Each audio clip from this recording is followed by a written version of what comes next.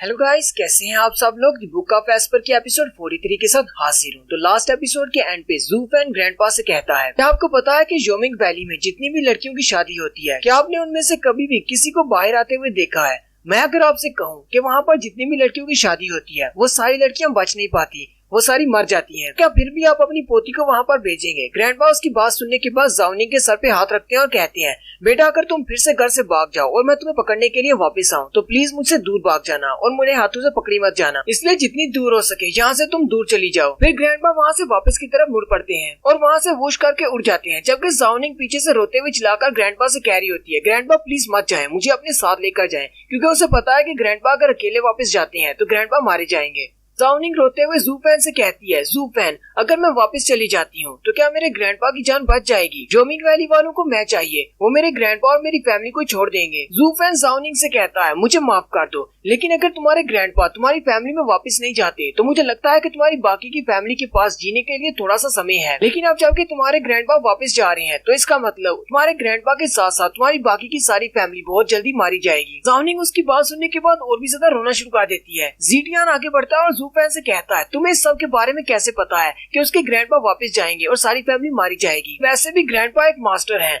वो seventh Elder के साथ फाइट कर सकते हैं। तुम्हें ऐसा क्यों लगता है कि ज़ू फैमिली इतनी आसानी से सेवंथ मास्टर के हाथों से मारी जाएगी। ज़ू फैन ज़ीटियान से कहता है, इसी बात को लेकर तुम बहुत ज्यादा गलत हो। ऐसा कि तुम्हें पता है कि सेवंथ गोस्ट बहुत ज्यादा जीनियस है और मैं भी जीनियस हूँ। जहाँ तक मेरी सोच है, मुझे यही लगता है कि सेवंथ मास्टर को पता है कि हमने उसे ऑफेंड किया है और वो यही मान रहा है कि ज़ू फैमिली वालों ने उसे धोखा दे दिया है और अपनी लड़की को घर से भगा दिया है। इसलिए हमारे साथ उस दिन फाइट करने के बाद वो फौरन ज़ू फैमिली के घर गया होगा ताकि वो पूरी की पूरी ज़ू फैमिली को मार सके। लेकिन जैसे वो घर वापस पहुंचा होगा तो वहाँ पर ग्रैंडपा नहीं थे, क्योंकि ग्रैंडपा जाओनिंग को ढूंढने के लिए गए हुए थे। इसलिए सेवंथ एल्डर ने ज़ू फैमिली को बाकी के मेंबर्स को नहीं मारा होगा, क्योंकि वो ग्रैंडपा के लौटने का इंतजार कर रहा है। लेकिन अगर ग्रैंडपा बिना जाओनिंग के वापस जाते हैं अकेले हालियात, तो वो लाजमी तौर पर ज़ू फैमिली को मार डालेगा। ये बात सुनने के बाद जाओनिंग और भी ज्यादा रोना शुरू कर देती है। ज़ीटियान आगे बढ़ता है और ज़ू फैन को कॉलर से पकड़ लेता है। चिल्लाते हुए ज़ू फैन से कहता है, इसके ग्रैंडपा एक मास्टर है, सेवंथ एल्डर के पास इतनी पावर नहीं है कि वो एक टियानजियान राम के मास्टर के साथ फाइट कर सके।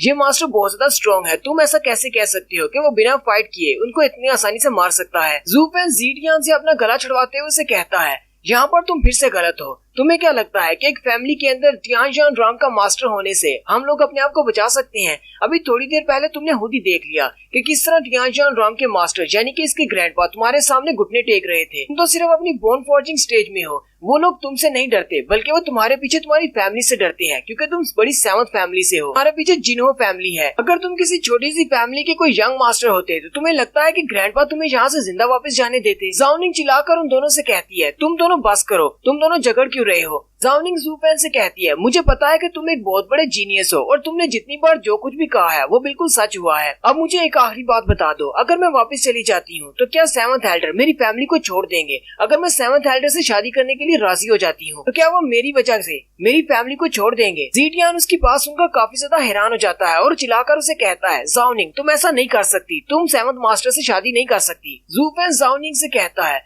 एल्डर ऑफ जोमिंग वैली यानी सेवंथ एल्डर के पास एक फर्नेस की कमी है, जो कि कमी तुम पूरी कर सकती हो। मुझे लगता है कि इस वक्त जोमिंग वैली में और कोई भी फर्नेस अवेलेबल नहीं है। यहाँ पर फर्नेस का मतलब एक डीमन कल्टीवेशन मेथड से है, यानी कि सेवंथ एल्डर किसी भी लड़की के साथ जिसके पास ह्यूमनली परफॉर्म बॉडी हो उसके साथ सोने से अपनी कल्टीवेशन को बढ़ा सकते हैं और इसीलिए वो इसके साथ शादी करना चाहते हैं। जाओनिंग ज़ू फैन से कहती है, ठीक है, मुझे जितना जानना था मैंने जान लिया, अब इतना काफी है। और साथ ही वो मुस्कुराते हुए उन दोनों से कहती है, तुम दोनों का बहुत बहुत शुक्रिया। पिछले कुछ महीनों में तुम दोनों ने मेरा बहुत सा ख्याल रखा है, लेकिन अब मुझे अपने अलग रास्ते पर जाना होगा, क्योंकि मुझे अपनी फैमिली को बचाना है। और वैसे भी ब्रदर ज़ू, तुम तो हमेशा से हमसे अलग होना चाहते थे, यहाँ पर मैं तुम लोगों से अलग हो रही हूँ। मैं इसी शहर में पैदा हुई और इसी शहर में बड़ी हुई और मैं इस शहर से कभी बाहर नहीं जा पाई। यही मेरी किस्मत है और मुझे इसे एक्सेप्ट करना होगा। और साथ ही वो उन दोनों को गुड बाय बोलकर वहाँ से वापस की तरफ चल पड़ती है। ज़ीटियान चिल्लाता हुआ उसके पीछे उसे रोकने के लिए आगे बढ़ता है, लेकिन जाओनिंग उसे कहती है, प्लीज मेरे पीछे मत आना, मुझे पता है कि मैं तुम दोनों को रोक नहीं पाऊंगी। अगर तुम दोनों आगे बढ़कर मुझे पकड़ लेते हो, प्लीज मेरे सामने फोर्स का इस्तेमाल मत करो, मुझे जाने दो, मुझे अपनी फैमिली को बचाना है। लेकिन अगर तुम दोनों जबरदस्ती मुझे यहाँ पर रोक लेते हो तो मैं तुम दोनों से बहुत ज्यादा नफरत करूंगी, अपनी सारी जिंदगी नफरत करूंगी और कभी भी तुम दोनों से बात नहीं करूंगी। ये बात सुनने के बाद ज़िटियान भी वहीं पर रुक जाता है। ज़िटियान वहीं पर बैठकर रोना शुरू कर देता है, जबकि ज़ाओ निंग रोते हुए वहाँ से चली जाती है और कहती है, मैं तुम दोनों के इस एहसान का बदला नहीं चुका पाई जो पिछले कुछ महीनों में तुमने मेरा इतना ज्यादा ख्याल रखा, लेकिन मैं कोशिश करूंगी अगर मुझे कोई दूसरा जन्म मिलता है तो मैं उसमें तुम्हारे इस एहसान का बदला जरूर चुकाऊंगी। ज़ाओ निंग के वहाँ से चले जाने के बाद ज़िटियान उठता है और ज़ू फैन से कहता है, ज़ू फैन तुम एक बहुत बड़े जीनियस हो, अब मुझे बताओ क्योंकि ज़ाओ निंग यहाँ से जा चुकी है,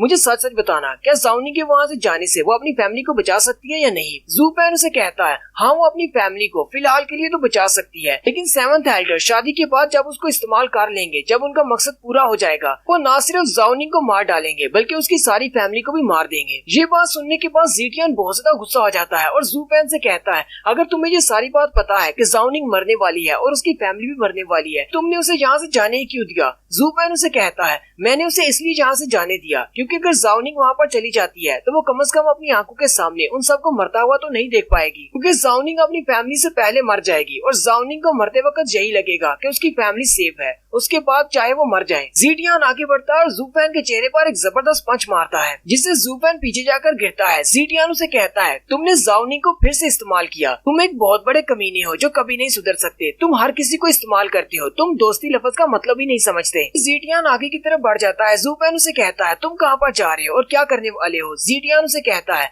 मैं ज़ाओ निंग को बचाने के लिए जा रहा हूँ। ज़ू फैन कहता है, तुम अपनी बोन फॉर्जिंग राम की 8th लेयर पर हो, तुम एक टियानजन राम के मास्टर से फाइट नहीं कर सकते, वो एक जीनियस डेविल है, तुम उसका मुकाबला नहीं कर पाओगे, अकेले उसको नहीं बचा पाओगे। तुम्हें ये बात अच्छी तरह से पता है कि एक बोन फॉर्जिंग राम और एक टियानजन राम के मास्टर्स के दरमियान में क्या फर्क होता है। टियानजन राम के मास्टर्स हवा में उड़ सकते हैं और उनकी स्पीड तुम्हारी स्पीड से बहुत ज्यादा है। ज़िटियान उसे कहता है, इस बात से क्या फर्क पड़ता है, अगर मैं वहाँ पर जाकर हार जाऊंगा, कम से कम तुमसे तो अच्छा ही है जो कुछ भी नहीं कर रहे। लास्ट टाइम हम दोनों के पास एक चांस था, हम उसे हरा सकते थे। ज़ू फैन उसे कहता है, लास्ट टाइम मैंने 5th लेवल की अरे को पहले से सेटअप किया हुआ था और मास्टर हमारे जाल में फंस गया था, इसलिए हमने उसके ऊपर अटैक किया और वो काफी ज्यादा जख्मी हो गया और इस बार हम लोग उस पर अटैक करने के लिए जाएंगे। क्या तुम्हें लगता है कि 7th एल्डर तुम्हें अपने सामने खड़े खड़े एक फॉर्मेशन बनाने देगा या फिर तुम उससे सीधा जाकर कहने वाले हो कि मुझसे फाइट करो। ज़िटियान उसकी बात सुनने के बाद फिर से वहीं पर रुक जाता है। ज़ू फैन सोच रहा होता है, मुझे पता है कि ये लड़का क्या करने की सोच रहा है, लेकिन ये लड़का वो करने की सोच रहा है जो ये कर नहीं सकता। ज़िटियान ज़ू फैन से कहता है, मैं एक बात हमेशा से तुमसे कहना चाहता था कि मुझे शुरू से ही तुम पर भरोसा नहीं था, मुझे पता था कि हम तुम पर भरोसा नहीं कर सकते, लेकिन ज़ाओ निंग तुम पर बहुत ज्यादा भरोसा करती थी। तुम एक मर्द हो और तुमने उससे वादा किया था कि तुम उसे इस शहर से बाहर लेकर जाओगे, लेकिन अगर तुम अपने वादे को पूरा नहीं करते और उसे इस शहर से बाहर लेकर नहीं जाते तो इसका मतलब तुम एक मर्द नहीं हो। ज़ू फैन उसे कहता है, लेकिन अगर तुम वहाँ पर चले भी जाते हो तो तुम इसे सिर्फ अपनी आंखों के सामने मरता हुआ देखोगे और कुछ भी नहीं कर सकते, या फिर खुद भी वहीं पर मारे जाओगे। ज़िटियान जाते हुए उससे कहता है, मैं तुमसे ज्यादा अच्छा हूँ, मैं तुम्हारी तरह कोई डरपोक नहीं हूँ, मैं वहाँ पर जाकर मरना पसंद करूंगा सिवाय इसके कि तुम्हारी तरह यहाँ पर डर कर बैठ जाऊँ। ज़िटियान के वहाँ से चले जाने के बाद ज़ू फैन कहता है, तुम्हें किसने कह दिया कि मैं यहाँ पर कुछ भी नहीं करने वाला, मैं ज़ाओ निंग को बचाऊंगा। ज़ू फैन एक गुफा के अंदर चला जाता है जहाँ पर जाकर वो एक फॉर्मेशन बनाता है और उसी फॉर्मेशन के अंदर खुद बैठ जाता है। वो यहाँ पर बैठकर अपनी बॉडी को रिफाइन करने वाला है। ज़ू फैन अपनी मैजिक रिंग के अंदर से काइलार के काटे हुए दोनों परों को बाहर निकाल लेता है। ज़ू फैन हंसते हुए कहता है, मैंने कभी सोचा नहीं था कि किसी लड़की की जान बचाने के लिए मैं अपने आप को इतना ज्यादा नुकसान पहुँचाऊंगा, क्योंकि अभी मैं जिस सीक्रेट टेक्निक को कल्टीवेट करने वाला हूँ उसको कल्टीवेट करने में मुझे बहुत ज्यादा दर्द होने वाला है, इतना ज्यादा दर्द जितना मौत से भी नहीं होता, लेकिन मेरे पास इसके अलावा और कोई रास्ता नहीं है। सिर्फ इसी कल्टीवेशन मेथड से मैं अपनी स्पीड और अपनी स्ट्रेंथ को बहुत ही कम समय में बढ़ा सकता हूँ। मुझे एक ऐसे डीमन के साथ फाइट करनी है जो कि मुझसे भी ज्यादा होशियार है,